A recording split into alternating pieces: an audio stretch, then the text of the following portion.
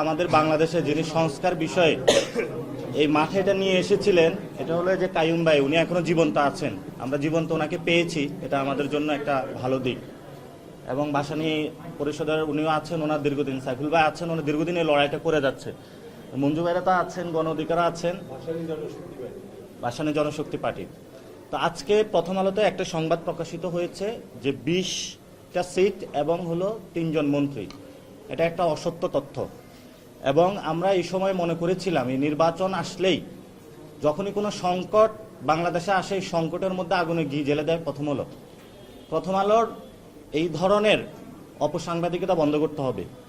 এখন বাংলাদেশে প্রথম আলো নিয়ে কথা বললে অনেকে ভয় পায়। প্রথম আলো নিয়ে আর ভয় পাওয়ার দরকার নাই, ডেইলি স্টার নিয়ে ভয় পাওয়ার আর দরকার নাই।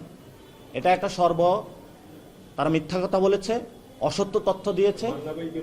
আমরা মান্না ভাইকে নিয়েও প্রথম আলো মিথ্যা কথা বলেছে, অথচ মান্না ভাইয়ের এখন মতি ভাইয়ের কি হয় এটা আমরা আসলে জানি না।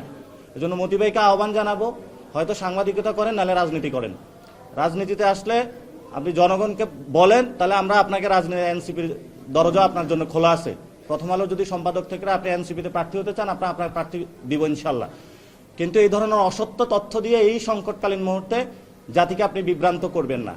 আর আমরা আজকে এখানে একসাথে হয়েছি, পুরো বাংলাদেশে আপনারা দেখবেন মারামারি কাটাকাটি, এই যে রোড ব্লক, তারপর হলো আগুন জ্বালাচ্ছে মনোনয়ন বাণিজ্য নিয়ে। এই সংকটকালীন মুহূর্তে আমরা এই মনোনয়ন বাণিজ্য এইসব কাজ না করে এখানে একীভূত হয়েছি সংস্কার বিষয়ে কথা বলার জন্য। সংস্কার থেকে মুখ ঘুরিয়ে দেওয়ার জন্য বিএনপি নমিনেশন দেওয়া শুরু করেছে এবং মাঠের মধ্যে তারা শান্তি শৃঙ্খলা নষ্ট করছে।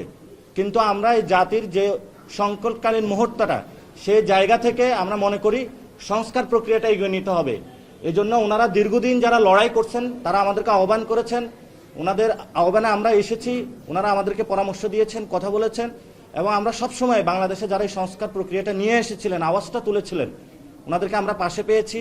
ওনাদের প্রতি আমাদের আজীবন শ্রদ্ধা, আমাদের শ্রদ্ধা ভালোবাসা থাকবে। এবং ওনাদের যে ফাইট, ভাসানী যোগেন মণ্ডল থেকে শুরু করে যারা এই সংস্কার প্রক্রিয়া বাংলাদেশে হলো জারি রেখেছেন, তাদের আমরা পথে থাকবো ইনশাল্লাহ। তবে আমরা পার্লামেন্ট হাউসও ছাড়বো না, আমরা পার্লামেন্টেও যাবো ইনশাল্লাহ।